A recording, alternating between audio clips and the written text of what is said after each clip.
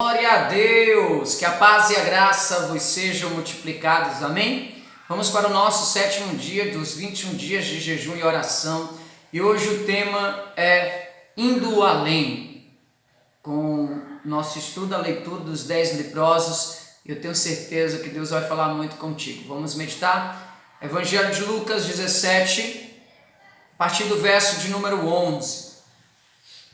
A caminho de Jerusalém, Jesus passou pela divisa entre Samaria e Galiléia. Ao entrar num povoado, 10 leprosos dirigiram-se a ele.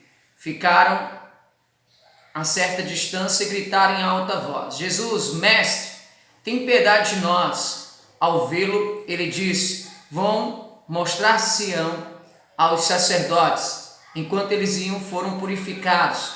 Um deles, quando viu que estava curado, voltou louvando a Deus em alta voz. Prostrou-se aos pés de Jesus e lhe agradeceu. Este era samaritano. Jesus perguntou: não foram purificados todos os 10? Onde estão os outros 9? Não se achou nenhum que voltasse e desse louvor a Deus, a não ser este estrangeiro? Então ele lhe disse: levanta-te e vá, a sua fé o salvou. Glória a Deus, aleluias. Leprosos representavam a classe especial de Israel. Eles ficavam confinados, separados do restante das pessoas e eram considerados impuros. Está lá em Levítico capítulo 13, do verso 45 e 46, que diz assim: quem fica leproso apresentando quaisquer desses sintomas usará roupas rasgadas, andará descabelado, cobrirá a parte inferior do rosto e gritará: impuro, impuro. Enquanto tiver a doença estará impuro, viverá separado fora do acampamento. Imagine que situação, né? Alguém com lepra, era difícil viver naquela época. Que vida mais terrível. Assim também é a lepra espiritual. Na tipologia bíblica, a lepra é símbolo do pecado e o leproso é o pecador. Assim, o pecador traz uma série de consequências sobre a vida das pessoas. Acredite ou não, vivemos em uma época que quem fala em pecado está fora da moda. Para dizer, no mínimo, esta é a verdade, é a verdadeira realidade. A lepra é uma doença da insensibilidade. E a primeira coisa que entendemos com isso é o que a Bíblia fala de personagens bíblicos que tiveram lepra. Você sabe? O rei Uzias, lá em 2 Crônicas 26, fala o seguinte, no início de seu reinado, o rei Uzias buscou a Deus e este o fez prosperar. O texto bíblico que mostra, versículo 4 ao 5, versículo 7, 9 ao 10, 13, do 15 ao 21, esse texto bíblico fala que ele se tornou poderoso e que o seu orgulho provocou sua queda. Ficou leproso por causa do orgulho, né? Miriam, em Números 12, versículo do 1 ao 15, Miriam e Arão, irmãos de Moisés, se levantaram contra a autoridade por causa de uma mulher que ele havia tomado. Questionaram a autoridade que Deus havia dado a ele. Na sua fala, Miriam deixa claro a sua inveja. Então, por estar questionando a autoridade de Moisés e por inveja, Miriam ficou leprosa.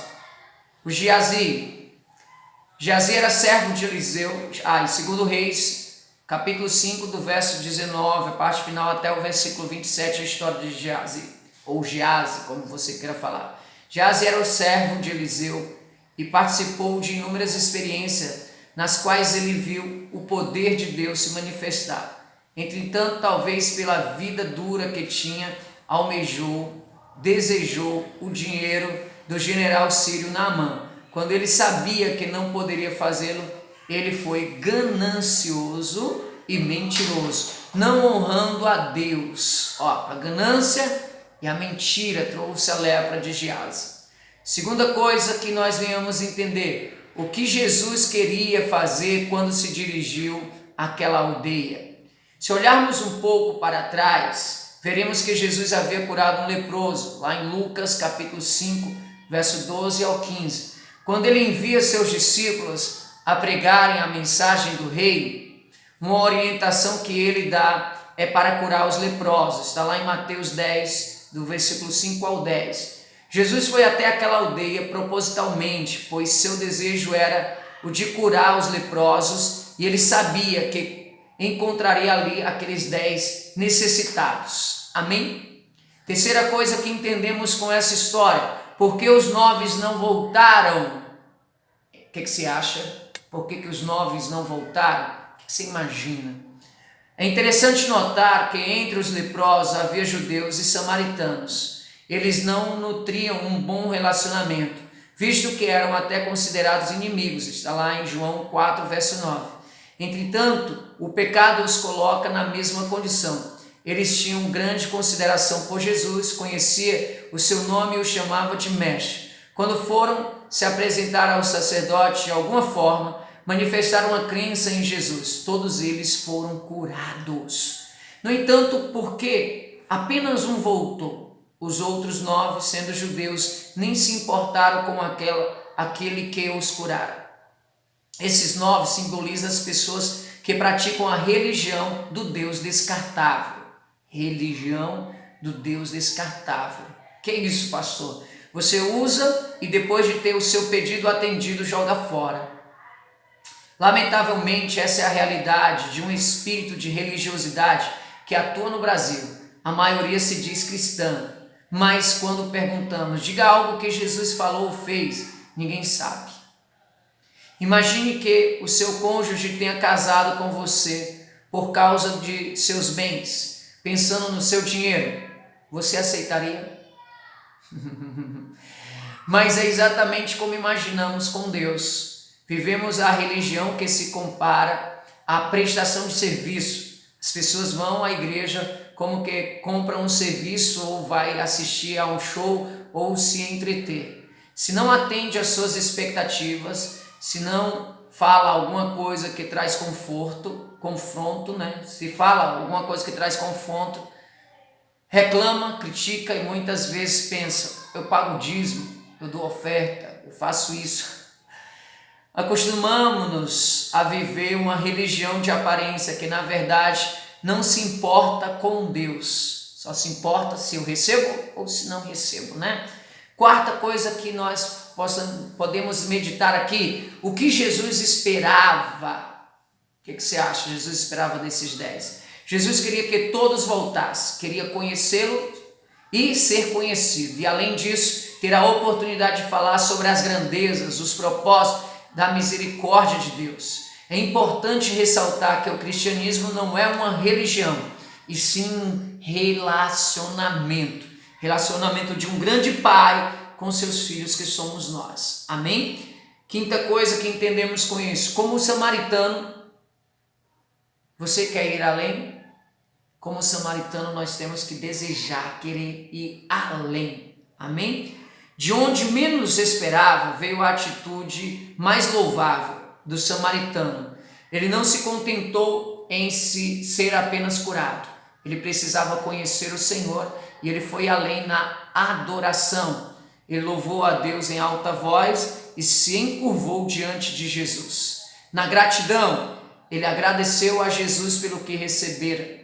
Quem tem um coração grato não murmura, pelo contrário, glorifica a Deus. Na fé, ele manifestou uma fé muito diferente do que se encontra por aí. É a fé que salva, como Jesus mesmo afirmou. É a fé que se dobra diante daquele que é digno de receber toda a honra e todo o louvor. Glória a Deus. Então seja você como esse samaritano, não por uma religião, não por querer algo só para você, mas para adorar e exaltar, porque Deus é digno de toda a honra e toda a glória.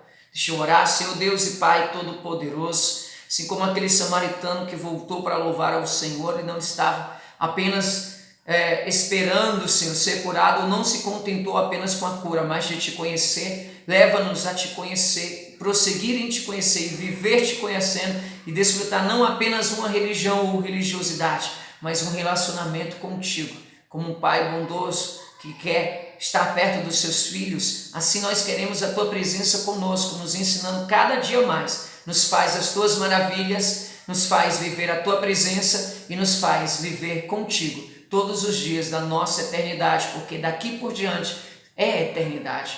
Te agradecemos por tudo que o Senhor já tem feito, mas queremos mais ainda estar contigo, te conhecer, te louvar, te adorar, te engrandecer todos os dias da nossa vida, em nome de Jesus. Amém. Glória a Deus. Deus abençoe a todos vocês, que a paz e a graça vos sejam multiplicadas.